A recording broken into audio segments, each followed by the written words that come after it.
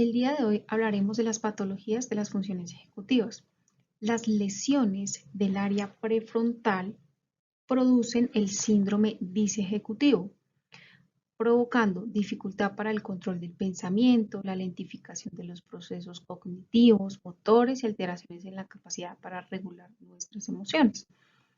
Las consecuencias de esta lesión tiene que ver con la zona que se esté afectando. Asimismo, pues el nivel de afectación depende de acuerdo a esta zona y a esta área. Aunque generalmente pues, en el síndrome del nivel disejecutivo se producen las siguientes consecuencias. Y es la pérdida de la capacidad para planificar, para anticipar, para monitorizar o inhibir la actividad mental. También una dificultad para realizar tareas de modo concentrado, con un déficit atencional y distracción frente a los estímulos pues, externos que son irrelevantes. Se presenta una incapacidad para establecer categorías o abstraer ideas, pérdida de la flexibilidad cognitiva, tendencia a la perseveración y la rigidez, alteraciones en la personalidad, en el humor, en las emociones, con un incremento significativo de la impulsividad, la desinhibición, pues del comportamiento. Patologías de la corteza dorsolateral.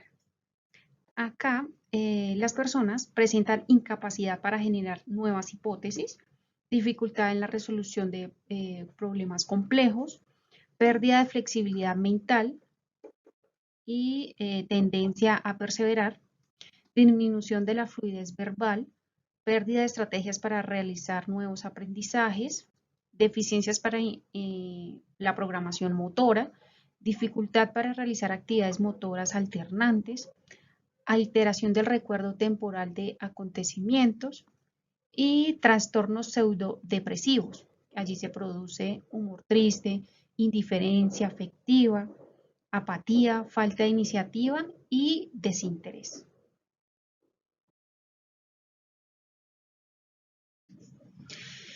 En las patologías de la corteza orbitofrontal encontramos los trastornos pseudopsicopáticos, que se encuentra la inestabilidad emocional con la habilidad afectiva, baja tolerancia a la frustración, conductas impulsivas, búsqueda de la novedad, ausencia de conciencia de peligrosidad. También encontramos cambios de personalidad, desinhibición, irritabilidad por parte de la persona, agresividad, ecopraxia, es esa repetición involuntaria de imitar los movimientos de las otras personas cuando uno las está observando, incapacidad para adaptarse a las normas sociales, conducta emocional inadaptada a una situación específica, euforias, hipomanía, es ese estado afectivo caracterizado por un ánimo persistentemente expansivo, hiperactivo e irritable por parte de las personas que tienen este síndrome disejecutivo. Y también encontramos el síndrome anético, que es ese trastorno de personalidad donde el individuo se muestra incapaz de adaptarse pues, a una vida social.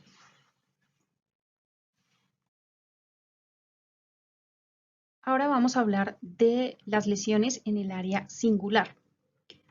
Cuando se presentan este tipo de afectaciones hay reducción de la actividad espontánea, apatía y pérdida de la iniciativa, alexitimia, que es el déficit comunicativo emocional asociado con el pensamiento operacional, la alta impulsividad y copiosas sensaciones corporales, la hipolalia y restricción del lenguaje, loconismo en las respuestas verbales con frecuencia monosílabas, trastornos pseudodepresivos, las personas tienden a ser apáticas, tendencia al mutismo, que no hablan, falta de interés por el medio, poca modulación de la voz y también presentan indiferencia.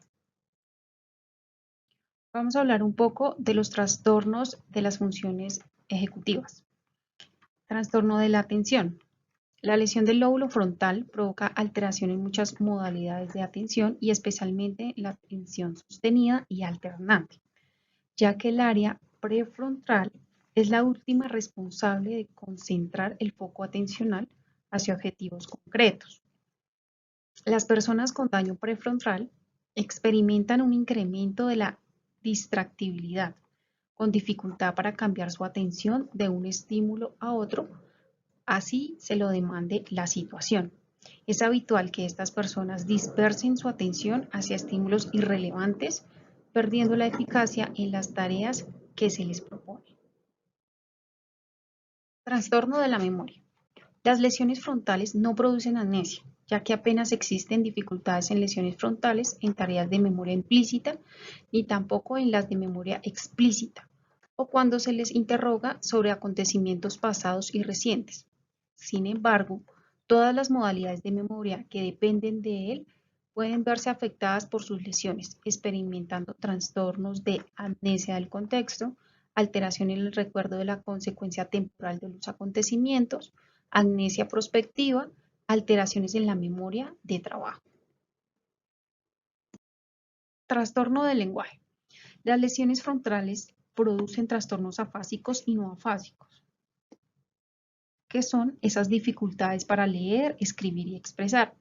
La lesión del lóbulo frontal puede producir diversas modalidades de afasia, como la afasia transcortical motora y la afasia de Broca. Recordemos que la afasia de Broca es esa incapacidad de expresar correctamente el lenguaje. También son muy habituales los trastornos del lenguaje de naturaleza no afásica, en los que no está alterada la capacidad simbólica, pero sí otros parámetros, produciendo empobrecimiento del lenguaje y lenguaje lacónico, que en casos extremos llega al mutismo, mientras que en otros casos se caracteriza por la hipolalia, con reducción en la expresión verbal. También presentamos acá disminución de la fluidez verbal, tanto en tareas de tipo fonológico como las de tipo semántico, cuando se le pide al paciente que diga palabras que empiezan por una determinada letra o que pertenezcan a una determinada categoría. También hay reducción de fluidez verbal alternante, por ejemplo, cuando se dicen dos categorías semánticas de modo alternante, como nombres de frutas y nombres de personas. También hay incapacidad para entender el significado de los refranes o de textos de mayor complejidad. Así damos por finalizada la explicación de las patologías de las funciones ejecutivas.